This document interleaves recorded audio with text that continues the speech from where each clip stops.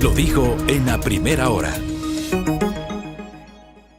8:18, gracias la gentileza y la paciencia, sobre todo de la Secretaria de Educación Superior, Ciencia, Tecnología e Innovación, Andrea Hidalgo, está conectada con nosotros.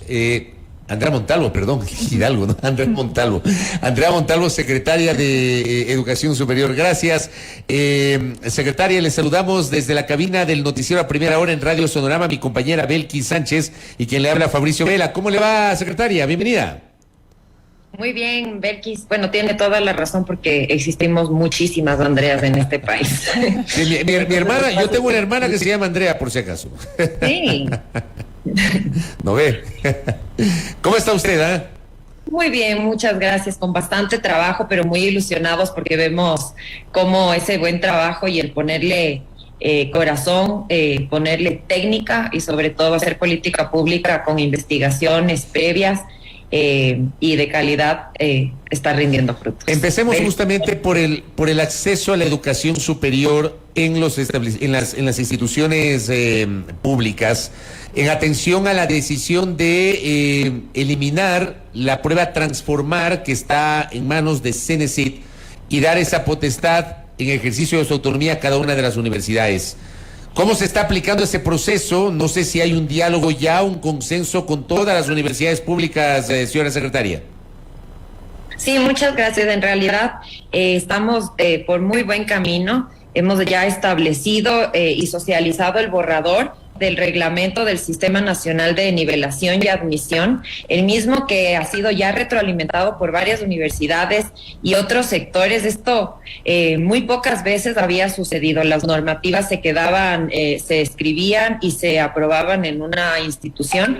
Esta vez, y con la premisa siempre y la disposición de nuestro presidente de hacer un gobierno participativo, hemos logrado justamente esa retroalimentación con la finalidad de que la normativa pueda ser aplicable, beneficie también y permita la aplicación por parte de las universidades. Hemos realizado también ya cerca de 10 mesas de trabajo con las distintas universidades, conociendo sus realidades, cuál es la coyuntura que se necesita, así como también el inicio del proceso que se deberá realizar, sobre todo en cuanto a la sistematización del monitoreo que realizaremos por parte de CENESID y también que el proceso para los jóvenes sea lo más eficiente posible.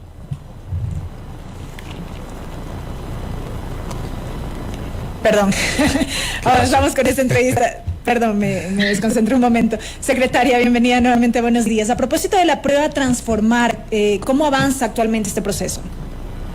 Bueno, la prueba Transformar realmente, y las pruebas anteriores que hemos tomado, recordemos, se cambiamos a una prueba de habilidades y competencias. Esos resultados han sido para nosotros muy valiosos porque nos han permitido poder medir cuál es la situación de la educación, de cómo ingresan los estudiantes a la educación superior. Adicional, la implementación del test de orientación vocacional nos permite y les permite sobre todo a los jóvenes tomar la mejor decisión al momento de postular y que no se concentren en 3 o 4 carreras. El test de admisión se rindió con total normalidad durante el mes pasado, desde el día 2 de octubre hasta el 4 de octubre estamos en fase de postulaciones, el día de hoy finalizan y a partir del 18 de octubre arrancamos con la segunda postulación. Pero el mes pasado hubo dificultades, incluso hubo mucha gente que se concentró en la sede de CENESID, acá en el norte de Quito, por las dificultades para poder acceder, señora secretaria. ¿Qué pasó? Sí, bueno, en realidad el 95% de los casos correspondían a personas que habían olvidado su usuario y contraseña. Entonces, lo que hicieron fue acercarse para que nosotros podamos ayudarles con el restablecimiento de esos usuarios. Son 1,400 personas aproximadamente que atendimos en esos días con total agilidad para que puedan rendir el test en la fecha y horario previsto. ¿Y esos problemas se lograron superar? ¿Todos lograron acceder, señora secretaria? Todos los estudiantes, los jóvenes y las personas que se acercaron para pedir la solución de su problema fue resuelto. Hubo también estudiantes y jóvenes que no se habían inscrito, no habían cumplido con el proceso de inscripción, entonces también se les comunicó cuál es el proceso que deberán seguir ya para una próxima postulación. ¿De cuántos aspirantes estamos hablando en total respecto a este proceso? 189,000 jóvenes rindieron el test Transformar en este último proceso que lleva a cabo la CENESID. De los, me parece que fueron 220,000 estudiantes jóvenes que se registraron. Muchos jóvenes se registran, y eso lo hemos evidenciado, se registran en el test para obtener un resultado que les permite, por ejemplo, postular en universidades internacionales. Todos esos estudios estamos haciendo para no quedarnos con los datos simplemente archivados, sino poder entender la coyuntura que tiene un proceso de admisión en el país. Pero mire usted, doctora, lo que publicó Diario La Hora el 7 de septiembre pasado. Decía, última prueba Transformar se realizó en medio de varias irregularidades. Y se señala, por ejemplo, intentos de copia, venta de exámenes, suplantación de identidad, entre otras, fueron las irregularidades que se dieron a nivel nacional. Usted nos decía básicamente que el problema se radicó en el olvido de la clave, pero acá el Diario La Hora nos habla de otro tipo de problemas que se dieron en el contexto de esa prueba Transformar, doctora. Ya durante la prueba, definitivamente, y esta es una de las razones por las que se decidió y se establece que el proceso de admisión no sea controlado por una sola institución, porque justamente se pueden presentar este tipo de, más allá de problemas, yo lo mencionaría como una falta de ética en el proceso de realización del test. Sin embargo, el proceso se activó una cámara para poder evidenciar estas irregularidades, las mismas que se ponen en el conocimiento de las autoridades competentes. Se hace un barrido de cuáles son las incidencias que se dieron durante el test, que más allá de que no funcionó, porque sí funcionó, estos intentos de copia, esta cultura de hacer las cosas fácil, lo que les lleva finalmente es a que no tengan el resultado adecuado, ¿no? Una vez rendida la prueba, ¿cuál es el siguiente paso a propósito de los recientes cambios en cuanto a la modalidad para el ingreso a las universidades? ¿Qué es lo que se viene? Bueno, en este último proceso estamos justamente en la fase final, que es la fase de postulación. Como les mencionaba, hasta el día de hoy se dará la primera postulación, a partir del 18 de octubre la segunda postulación, y paralelamente estamos ya trabajando para que en el próximo periodo que inicia, que lo vamos a considerar siempre desde que finalice el año lectivo de educación media, es decir, en febrero, marzo del 2023, para el periodo costa, entonces ya inicia el proceso desde cada universidad. Se necesita, de ser necesario y si lo requieren determinadas universidades, va a acompañar a las universidades para que durante el próximo periodo podamos darles apoyo y asesoramiento en cuanto a la toma de una evaluación o el mecanismo que decidan de evaluación y de admisión. Ahora, se supone que la de septiembre, doctora Montalvo, fue la última prueba Transformar en la sierra que lleva adelante CENESID, ¿verdad? Uh-huh. A partir sería de febrero, entiendo yo, sería el siguiente semestre, ya deberían hacerlo las universidades públicas directamente. Así es, ya lo harán directamente las universidades desde marzo del próximo año. Ahora, tengo un dato y le voy a trasladar tal cual el dato que acabo de recibir. La gran mayoría de las universidades han informado a CENESID que no van a realizar el proceso de admisión de manera directa en 2023, que se mantenga con la competencia a nivel central y que no están claras las reglas del juego. En consecuencia, esto me escribe uno de nuestros oyentes, es mejor que se mantenga la prueba Transformar en manos de CENESID. Primero le pregunto, ¿es así? Las universidades públicas, la mayoría o parte de las universidades públicas han expresado la imposibilidad de que para el siguiente periodo académico, que sería en febrero, llevar adelante una prueba directamente y que CENESID siga adelante con la prueba? No es así. Lo que sí han manifestado algunas universidades es que por diversos motivos no se sienten preparados para hacer el proceso de admisión para el próximo periodo académico del año 2023. Lo que establece el reglamento general de la LOES es que si las universidades en su transitoria, es que si las universidades de una manera debidamente fundamentada y argumentada no pueden realizar el proceso, CENESID dará el acompañamiento para que eso se realice. ¿Qué pasa en los casos de universidades que nos soliciten y argumenten debidamente que requieren que nosotros manejemos su proceso? Es que nosotros movilizaremos un contingente de personas para que en su universidad se maneje el proceso de admisión. Es decir, en CENESID no va a volver a existir un test de admisión, sino la CENESID apoyará a las universidades que así lo requieran para sus propios procesos de admisión. Secretaria, sí quisiera profundizar en qué implica justamente dar ese acompañamiento por parte de CENESID en caso de que las universidades no logren hacerlo. Bueno, el proceso de admisión de manera general y como se lo acostumbra en un proceso universitario y también de institutos, inicia, y de acuerdo a la normativa, inicia con el conocimiento del perfil del joven, ¿no? Es importante conocer cuáles son las notas que obtuvo en su colegio, si se encuentra dentro de los quintiles de pobreza. Tenemos que recoger toda la información general del estudiante para poder aplicar posteriormente políticas de acción afirmativa.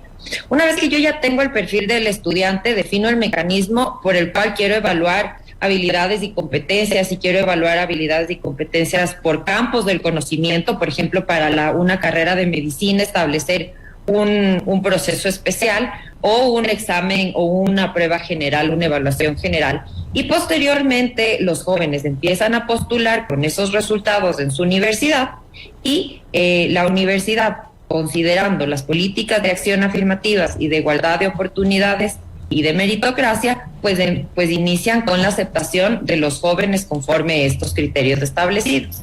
Lo que haremos como CENESID es acompañarles a las universidades para que este proceso lo lleven a cabo con la celeridad del caso. Ministra, mire lo que escribe uno de nuestros oyentes. Dice, 5 segundos para cada pregunta. Es una forma más en que los estudiantes no pueden acceder a la educación superior. ¿Es verdad eso, ministra?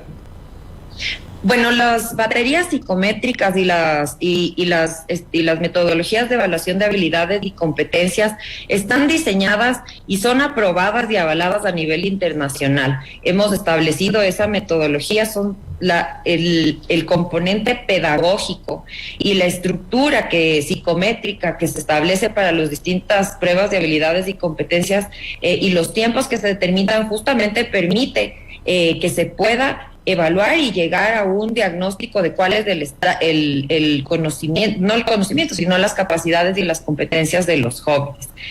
No es un test de conocimientos, un examen de conocimientos como a los que venían acostumbrados los jóvenes, en los cuales efectivamente si eran preguntas de memoria el proceso era totalmente distinto. Este es un test de habilidades y competencias que mide aptitudes verbal, numérica, de concentración. Entonces el tiempo que se establece son tiempos que son probados a nivel internacional, que nos permiten tener un resultado fiable. Acá nos piden que le preguntemos si será posible dar una guía u orientación a los chicos que deben presentar el resultado en universidades internacionales, donde es un requisito. Me dice nuestra oyente, yo pasé con mi hija, ahora mi sobrina está en ese dilema. ¿Hay alguna opción para estos chicos? Nos preguntan. Mil disculpas, Fabricio, no comprendo bien la pregunta. O sea, lo que nos está diciendo, yo obviamente no conozco, dice si es que es posible dar una guía o orientación a los chicos que deben presentar el resultado de la prueba en universidades internacionales donde es un requisito. No sé si existe esa guía. No, porque cada universidad, ahí está, esas son la metodología y lo que determine cada universidad en el ámbito internacional. Depende de la universidad a la que postule, pero sin lugar a dudas, si es necesario y lo vemos pertinente, podríamos abrir un canal donde podamos orientar a los jóvenes cuáles son los pasos mínimos que deben dar, por ejemplo, al optar por una carrera o una universidad internacional. Me parece una genial idea. Tenemos otra inquietud por acá que nos piden que se la hagamos llegar. ¿Qué se está haciendo por diversificar la oferta académica en institutos tecnológicos superiores? Al menos un 90% de ellos ofrecen lo mismo, tecnologías en carreras que hoy en día ya se encuentran saturadas. Sí, bueno, aquí estamos haciendo un trabajo importantísimo en cuanto al fortalecimiento de la educación técnica y tecnológica. Lo que hemos concebido es que, bueno, varios gobiernos anteriores mencionaban esto como un granito, pero nunca pasó mayor cosa. Ahora yo creo que estamos en un momento en el que más allá de un hito es una responsabilidad que tenemos. En ese sentido, hemos establecido un proceso que inicia durante el mes de octubre ya se conformó la metodología para hacer un diagnóstico de la situación de los institutos superiores públicos del país. Con esta información nosotros sí podemos empezar a potenciar las distintas carreras, podemos saber dónde están las debilidades, pero también podemos conocer cuáles son las fortalezas y buenas prácticas de otros institutos.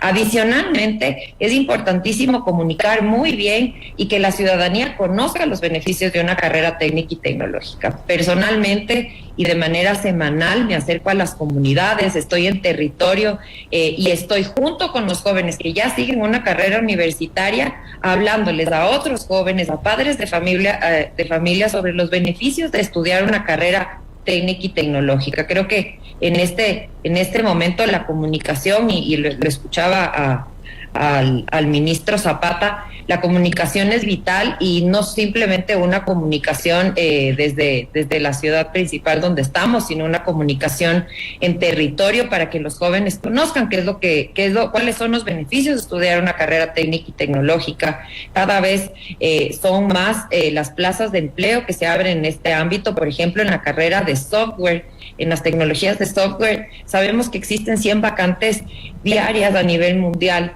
y reclutadoras que se encuentran en este país haciendo esa gestión y no tenemos los profesionales en esta área. El tema de becas, que también ha generado preocupación. ¿Se está entregando becas? ¿El Estado está entregando becas? Exactamente. Bueno, espero que más que preocupación sea una buena noticia. O sea, preocupación porque obviamente preocupación porque ya no se entregue. Por eso le pregunto si es que se están entregando, se van a entregar, doctora. Sí, es así. Hemos retomado el proyecto de fortalecimiento al talento humano. Son 12.7 millones que se establecieron y que se asignaron para este año 2022. Con una política pública que viene atrás y unas bases de postulación para esas becas que justamente favorezcan a las personas que más lo necesitan y que no hayan podido acceder. Estos 12.7 millones se distribuyen en becas para estudios de tercer nivel técnico y tecnológico, así como ayudas económicas para nivel técnico y tecnológico y tercer nivel, que suponen un salario básico para que los jóvenes puedan, ya sea sostener una manutención, puedan adquirir recursos y materiales que muchas veces son requeridos para cursar sus carreras.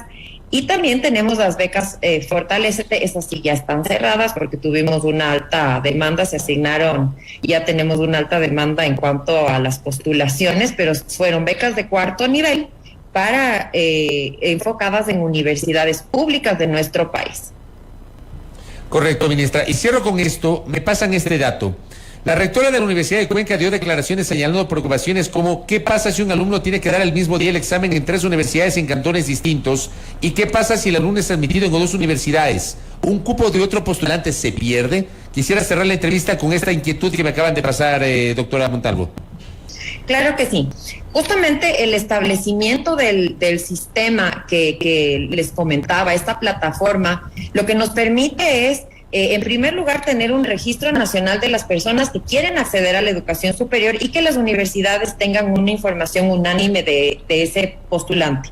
Posteriormente, y esto es lo más importante también de la plataforma, es que las universidades en esa plataforma registran y aceptan el cupo, digámoslo así, del joven y de esta manera se liberan las otras postulaciones que haya hecho. Con esto podemos mitigar esta preocupación que tuvieron algunos rectores y nosotros también de que no se pierdan cupos en el proceso. Entonces, por medio del sistema y del uso de la tecnología, esto no se daría.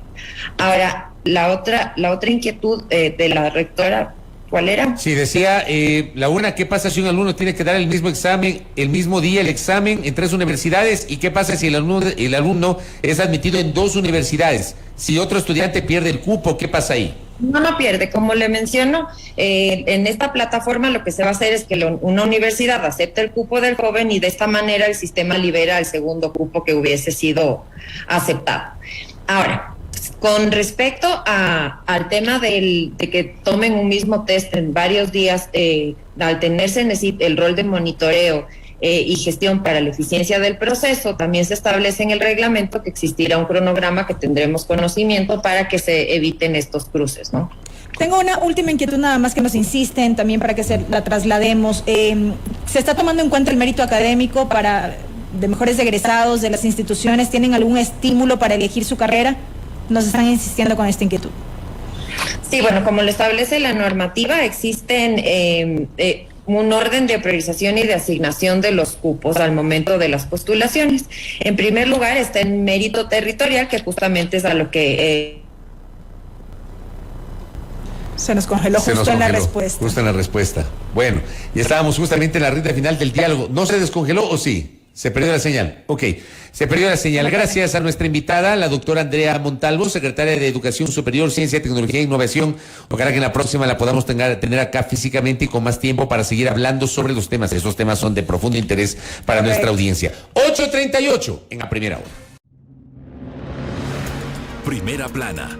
Todas las noticias, todas las voces.